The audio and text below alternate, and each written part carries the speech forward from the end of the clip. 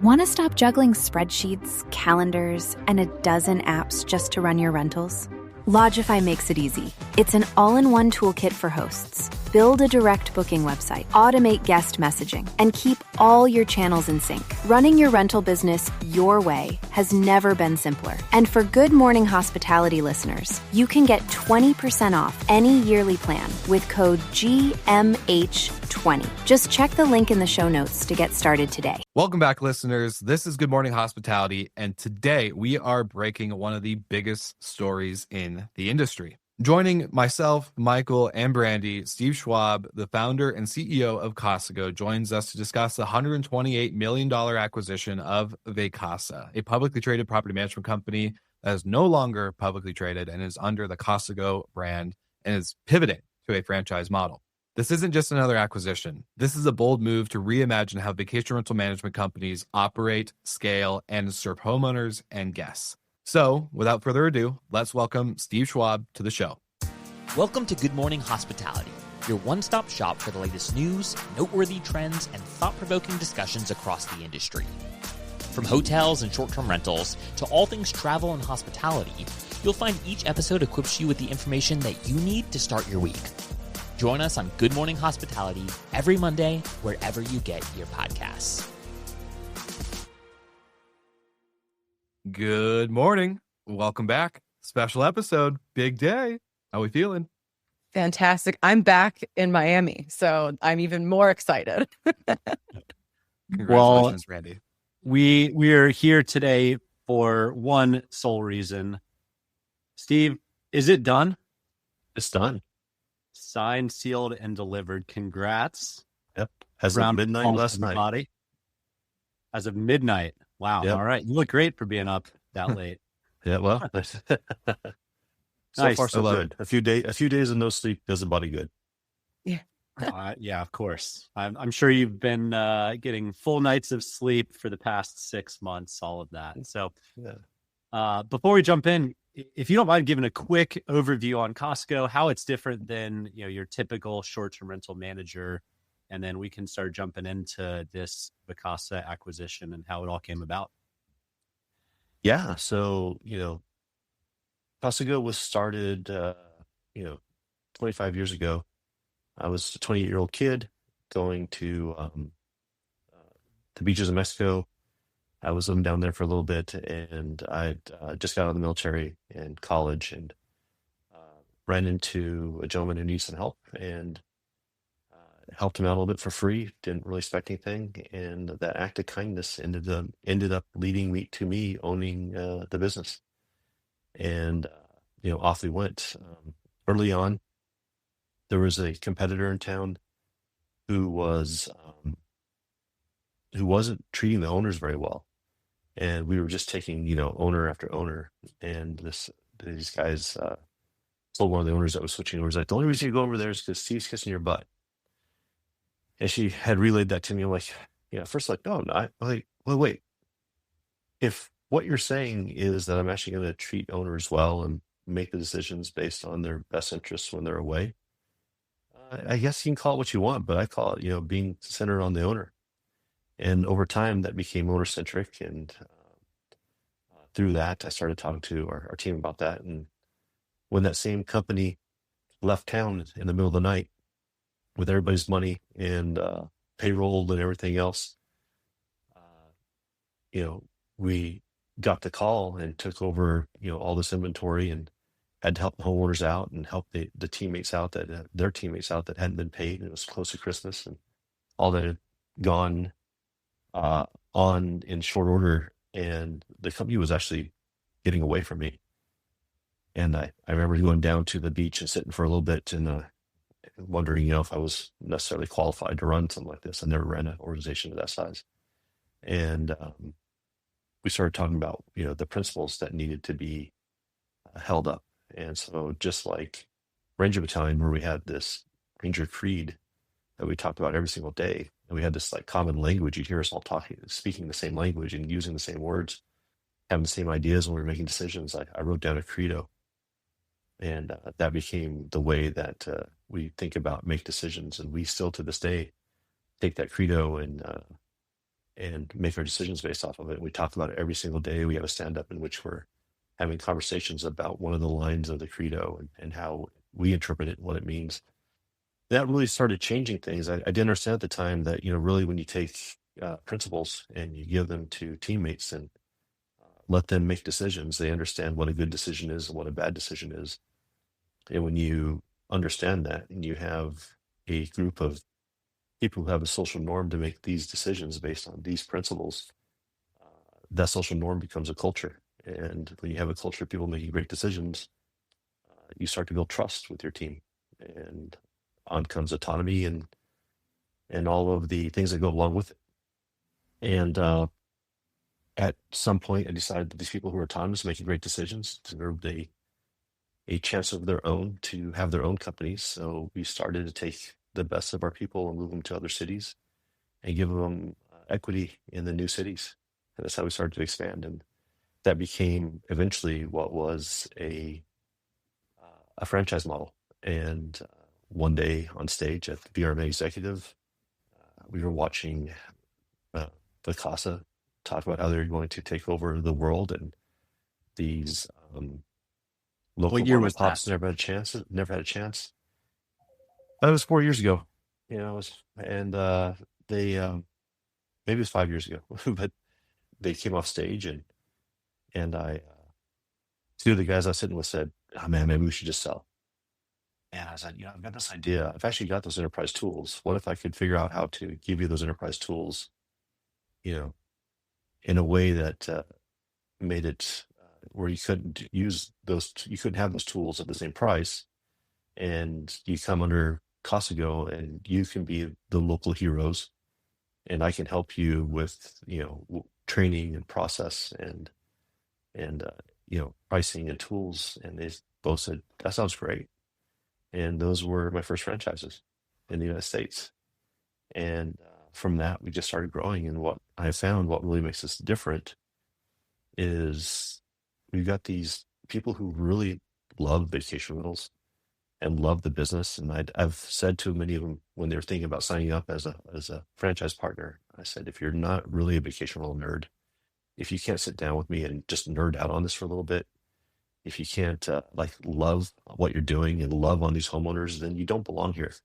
You may be a good property manager, but if you don't really love this, we're not a good fit for you, because we want to be able to sit down and have these fantastic conversations about how we are owner centric and how we make these decisions based on these owners' best behalf, and how do we create this genuine hospitality that creates 5-star stays. And some people didn't sign up because of that, and that's okay, because a culture isn't just there for the fluff, it's there to be an immune system. And so we've got some really lovely, competent, brilliant property managers who love what they're doing, and the results show for themselves. The results speak for themselves. We've got 95% of them are a Airbnb superhost or premier partner or both. And when we give them the tools and processes they need, and we have principles and a culture that we all live by, in a community that creates those social norms, it just blossoms. And so that's really what makes Casago different. I love it. It's so cool. And I'm not surprised that you guys got that response in the culture side when you created the credo, the values, right? Like, you were in the Army, Steve. I was in the Army. You joined the Army. You have the Soldier's Creed. You have the Army values. You have all these things that get instilled in you, and you sign up for that, right? Like, you enlist knowing this is what I'm living up to. This is the standard I'm going to put myself at. So I'm not surprised when you created that for Casago, that was the response, because as you got to see it in real time through your Army career. So I think it's awesome. I think it's beautiful. I love the evolution of what you have built. And to be here today is so exciting, because for all the listeners, and obviously you, Steve, that we have been covering the obvious stories of Vacasa throughout the years, right? When they went from IPO to a couple bad earning calls to a bunch of questions and layoffs and other things that kind of happened in the last couple of years. And, the question that a couple of listeners and friends of the show have submitted, and one that we had lined up for you around this was, with Vacasa being at, I think it was 25,000 homes or so, give or take, under management, to you guys being around 5,000-ish at the time.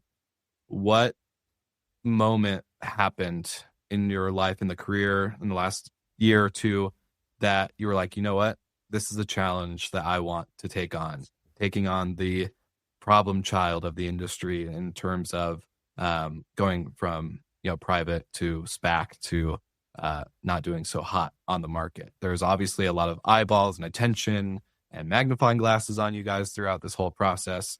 So I'd just love to know the kind of beginning moment where you decided to take on this challenge and get to where we are today. Yeah, I'd talked about it before, around a table, because everybody loves to have these dreams and talk a lot.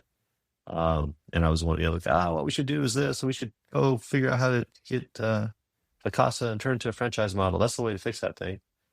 And I think we even said that on the show, actually, like 2 years ago. I'm Yeah. pretty sure those exact words were stated.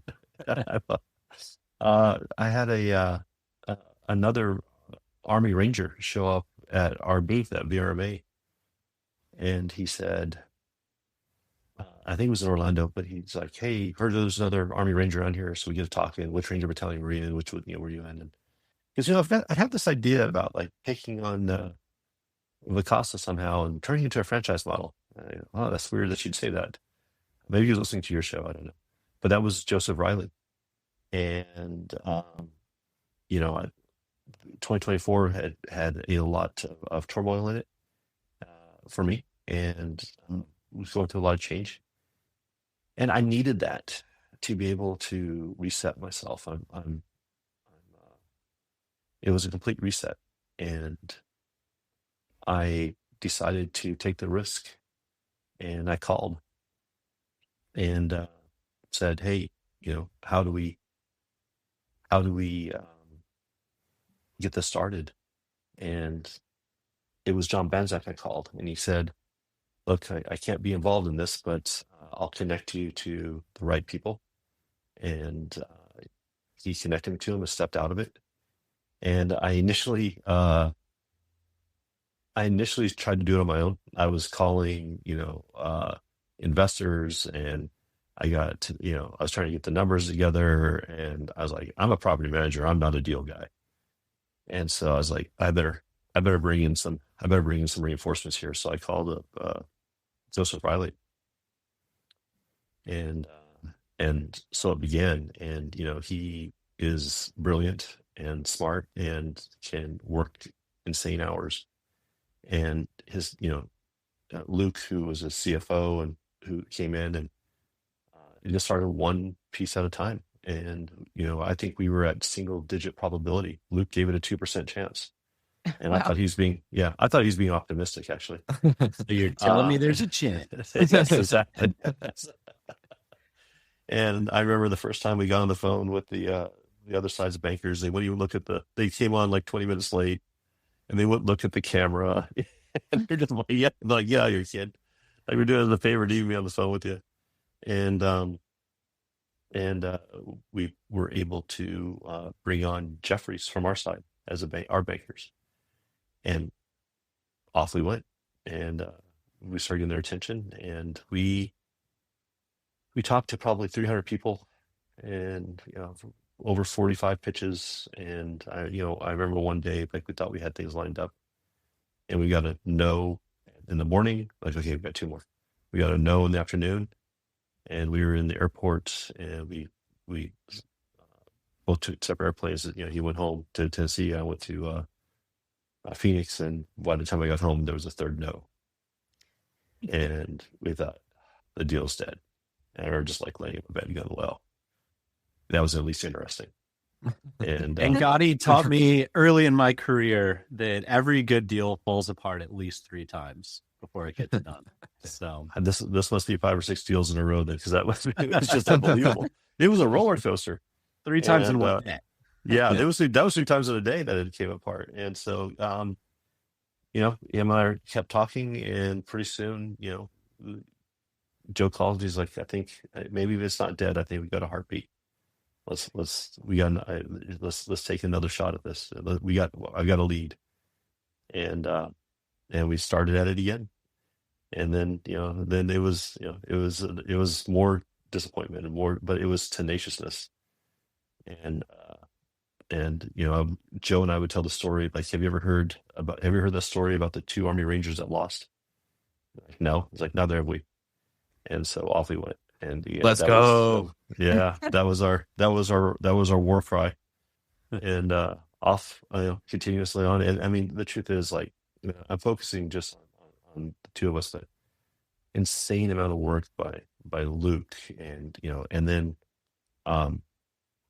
Carlos came in, and we've got all these people are coming in trying to figure this out, and the analysts that were trying to figure out how to put this together, and it just sheer amount of work was a lot. But I'm really grateful for everybody. And then finally, we had investors who saw the vision finally, and it took, and here we are. So really grateful to those investors who have believed in us, and the investors that decided to roll, and take a chance on us. And so there's a lot of stewardship that is going to be required, and thoughtfulness. There's going to be hard decisions, and I'm sure there's going to be some mistakes along the way.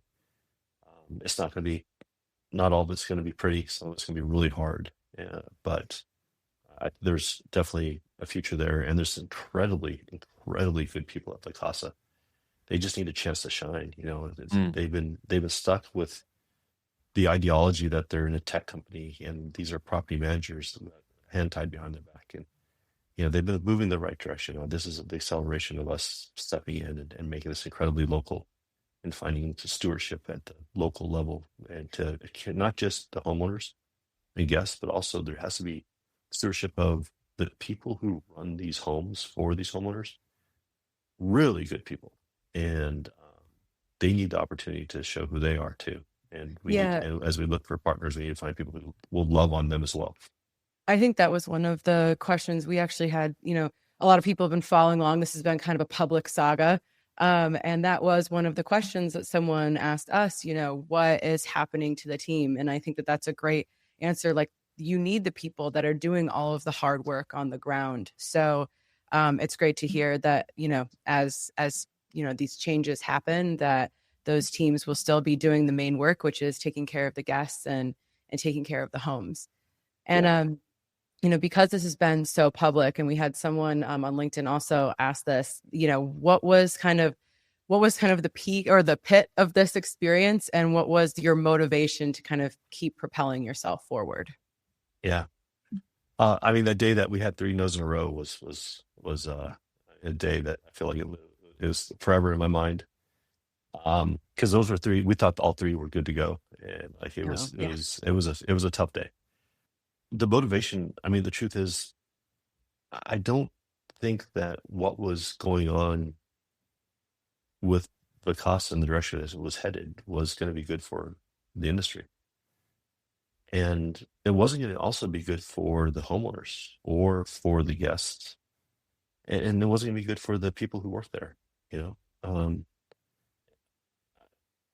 was an opportunity to do something really good here. And the motivation is to build something that's a legacy company, where we can enable people who really care about, what they're doing here to have, a good future. And it's exciting, and it's exciting to get to do that, 100%. And God bless the employees that have been on that ride for the past few years. It's, I couldn't imagine. It's literally hanging on for dear life. But it sounds like you're going to, take it and deploy them in their strong suits and let them shine versus whatever's been kind of crammed down over the years. I heard, or I read an interview of you speaking on stage over in England, talking about how investors didn't really understand that these property managers weren't tech enabled, and they claim to be, and they're trying to get the multiples of tech enabled companies. How are you going to meld what you've built that's repeatable and scalable with what Vacasa claims to have had on the tech forward approach. When I think one of the things we've talked about on the show a lot is we're at the stage of the industry that there's enough good tech out there that you probably don't need to go build a whole lot of your own. So how are you guys approaching that? Well, look, Carlos Corzo, who built Streamline from the ground up, never taking a dollar, never taking private equity money or that, and took it all the way to a successful exit, is our CTO. He's gone in and evaluated the tech stack and to the point that we could, pre-close, and now he's got the opportunity to really open the hood and dig in deep. We're going to take each module and look at it one by one. The truth is, we don't need to own our own tech in a lot of places, but if there's something that's great and something that is cost effective and puts a unique spin to us, makes us different than everybody else, and an advantage for our homeowners, for our guests, for our franchise partners, then we can keep it. But we have a 0% of emotional attachment to any line of code that's been written. That's a good thing. Yeah, seriously.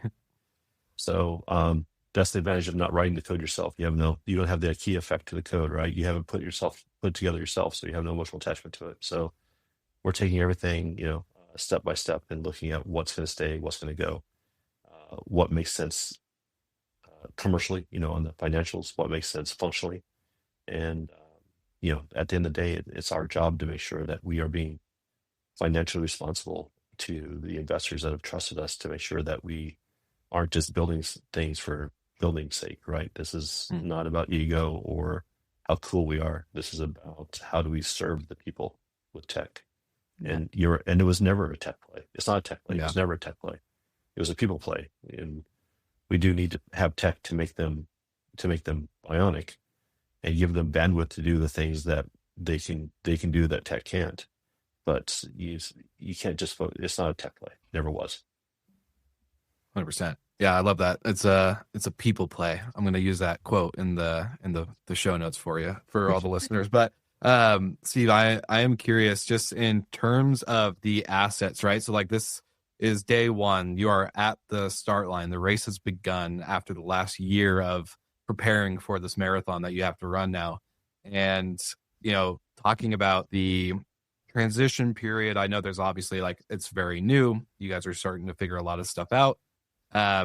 There's markets that haven't been sold as franchises. So, and there's obviously like previous assets that Vacasa had, from the technology, from their IP, from X, Y, and Z, you name it. And so I'm curious on what is your guys' plan with the Vacasa brand, the assets that came with it, and then looking at the markets that are currently unsold as Casago franchises, like what's the plan with the inventory itself? And also kind of a second follow-up question. You don't have to answer it if we're going to run out on time, but kind of like what has been the response from like homeowners? What's your team hearing from people that are on Vacasa management already? Just kind of curious to hear what is happening on the internal side of things. Yeah, so there's 3 or 4 questions there. Let me see if I can go through one at a time. So from a brand point of view, the Casa brand name as a website will continue on.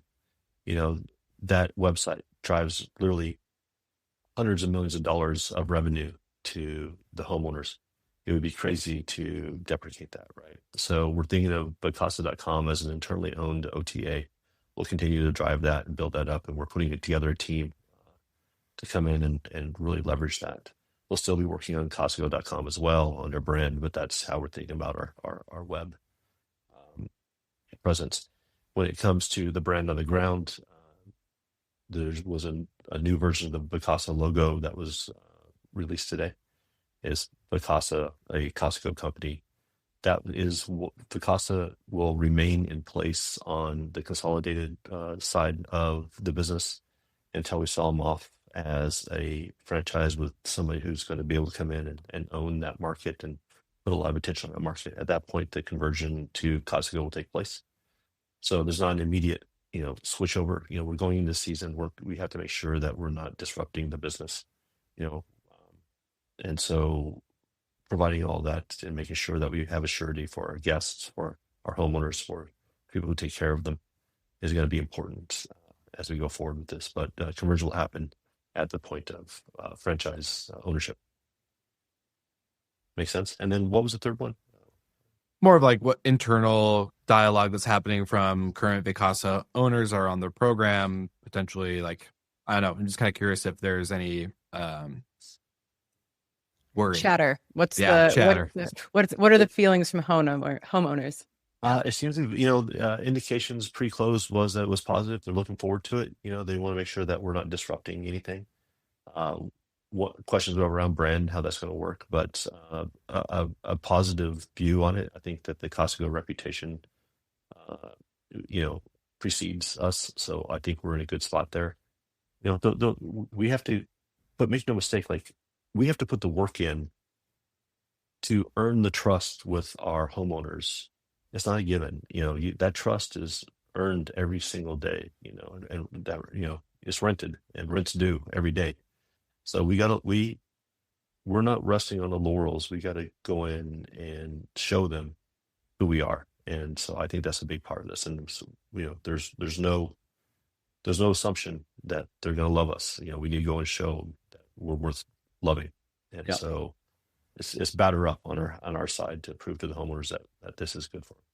Yeah, especially after having, years maybe where they weren't satisfied with a big brand. And if people aren't as savvy about the industry, I really like that you guys aren't going in just being like, we are naturally the better fit, and that you're going to work hard to earn your place as their manager. Yeah. I think a lot of us feel like we have a lot on our plate. I don't know if anybody's envious of how full your plate is, Steve, at least over the next several years. No. But putting the next year or two behind us, what's Casago look like in 5-10 years? Where are you guys working towards? My goal is to build the most respected brand in the industry. Will size come? Maybe. Will growth happen? It will if we focus on being a company that's respected and loved and shows respect. And how do you earn respect? You give respect and you do the right things and you make your mistakes and you own them and you get on with it and you go forward with it.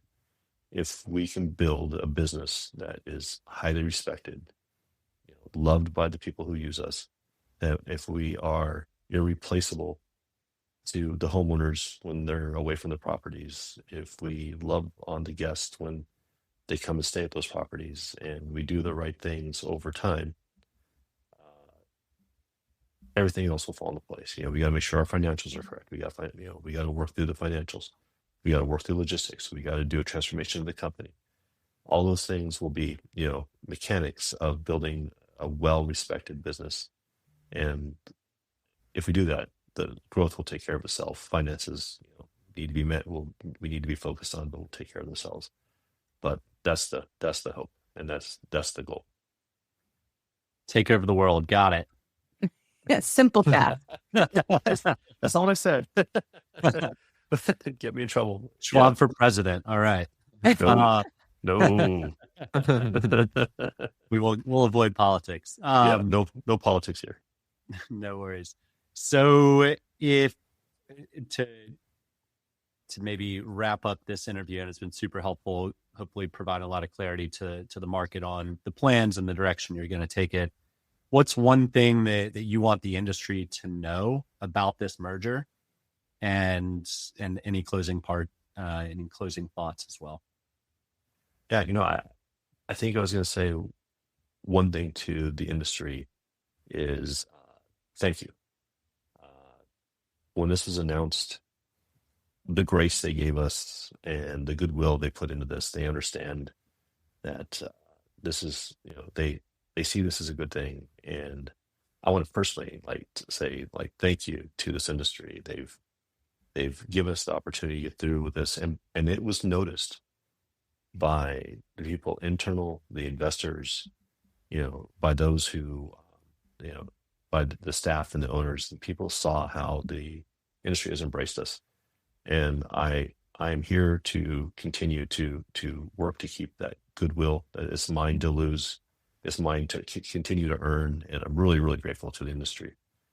And so, yeah, thank you, and I'll continue to work hard to provide stewardship and thoughtfulness over how we do this. And if anybody wants a franchise, let me know. Yeah, I think it's great. I think our industry is really looking for that brand that we feel good getting behind. And we had, obviously Vacasa and Sonder be the kind of like public faces to the outside world of the industry. And that wasn't necessarily putting our best foot forward, good, not discouraging or, speaking bad about anybody's attempts, but I think all of us in the industry are really excited about getting behind a brand that we feel good about from the beginning, and that it's taking something, this Vacasa is this kind of enormous, industry legend, and making it actually like as good as it can be. So, I think everybody's very excited. Short-term rental nerds. Nerds. 100%. Before we fully wrap up, we did want to get a couple maybe rapid fire questions from friends of the show who wrote in. We had some listeners and friends send us some questions, as we stated in the beginning of the episode. And one question I kind of want to ask from Dennis Shaw from Skift. He says, why should there be any confidence in scaling the business throughout the franchise model when Casago has been at it for years and is still very, quote unquote, a small player in the terms of franchise? And I would love to know what your response is for that. Well, I think that we have grown at a pace that has been sustainable. I didn't take private equity before this. This was off of the cash that I could afford. And so the investment on a personal level was very deep. And I think that what I would point to is our partners who have done well in this. And let's not think about the size of this. That's the wrong question. The real question is, what's the quality of the relationship with each and every homeowner? How is that quality happening? And that's what we should be looking at. And if we continue to focus on the relationship quality of each and every homeowner, it doesn't matter what the size is. You don't want to focus on size. You want to focus on the relationship. And that's where we've done well. And I think that's probably the best bet. I love how that. How would you compare a short-term rental franchise? So I've heard you use like a Remax before. Obviously, Marriott is a hospitality franchise as well, but there's differences to both, right? The Remax is hyper local, owned locally. Marriott, you franchise the flag, and it's a hospitality, creates that brand. How do you view Casago in the world of franchises? I mean, my hope is that we become a forward-facing, recognized brand. We have the opportunity to build something that is recognizable to not just homeowners, but to guests over time. And so the hope is that we create that and build that with them. Beautiful. All right, last parting question for me. What's your favorite place to travel to? No way. Get myself in Can't pick a favorite. All right. I'll be. You've been PR trained, Steve. There's PR trained. You know where my favorite place to travel is? The place I've never been. Great answer. Okay. Great answer. In a vacation rental, of course. There's no other way to stay but a vacation rental. Yep. Nice.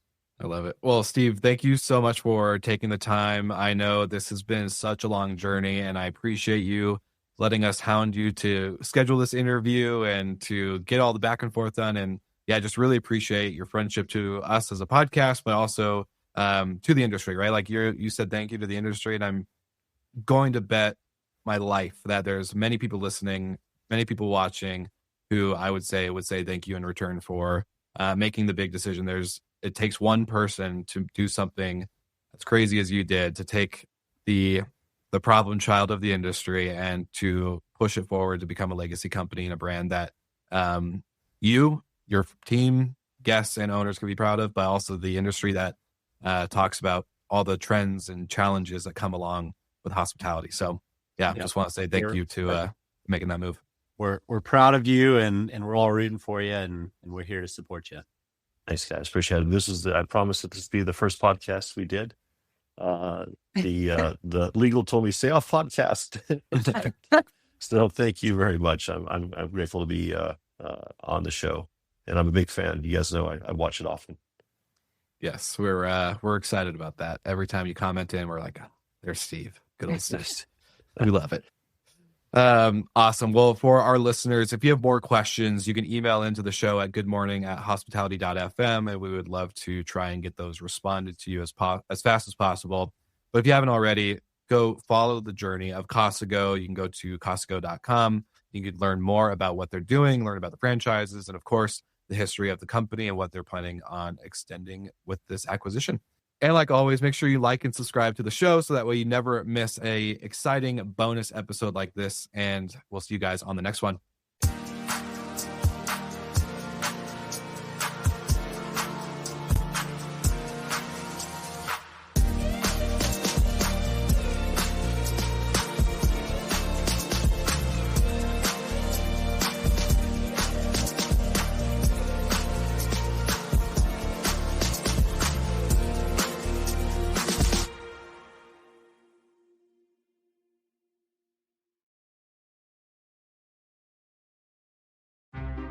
Want to stop juggling spreadsheets, calendars, and a dozen apps just to run your rentals?